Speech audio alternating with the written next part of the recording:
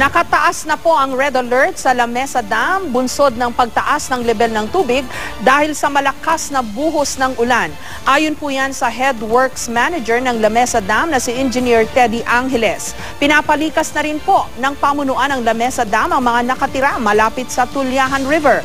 Kaugnay po niyan, makakausap natin si Engineer Edgar de la Cruz, ang hydrologist mula sa Pag-asa. Magandang gabi po, Engineer de la Cruz. Magandang gabi po, Ma'am Jessica. Okay, kumusta po ang Lamesa Dam? Naka-red alert po kanina pa, no?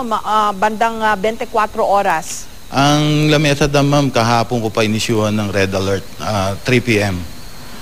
At ang elevation ngayon ng Lamesa Dam is nasa 80.04 meters na po. Okay, ito pong pinapakita namin sa video ngayon. Ito po yung, kung di po ako nagkakamali, yan yung walkway. Pag gusto mong pumunta doon sa may, doon sa may parang pagoda sa gitna.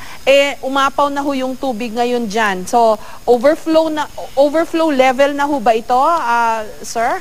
Ma'am, hindi pa po. Ang overflow po ng Lamesa Dam is nasa 80.15 meters po. Okay. So, ngayon, it's ilan po ulit? Pakiulit nga po, sir. Ang elevation po ng Lamesa Dam kaninang 9 p.m. is 80.04. 80.04. Opo, ang overspill nila po is 80.15. Oh, okay. Opo. So, may 1 meter pa. Wala na, ma'am. Wala na. 11 centimeter na lang po. po. I'm sorry. Okay. Engineer, yung mga nakatira po sa, alam ko pag nag-overflow yung dam, ang dadaluyan yan yung Tulyahan River, no? Yes, Quezon City hanggang doon sa Malabon. Yes, naabisuhan na po ba yung mga kababayan natin doon? Malamang, ma'am, na abisuhan na sila kahapon pa po dahil naglabas na po tayo ng dam situation sa Lamesa. Bali po yung last issuance natin kanina pong alas 8 ng gabi.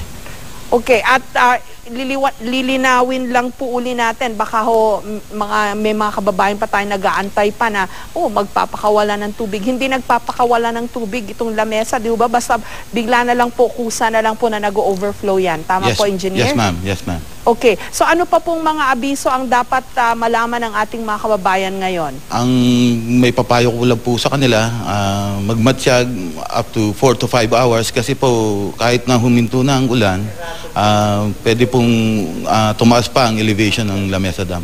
Okay. Maraming salamat po, Engineer Edgar de la Cruz ng Pag-asa.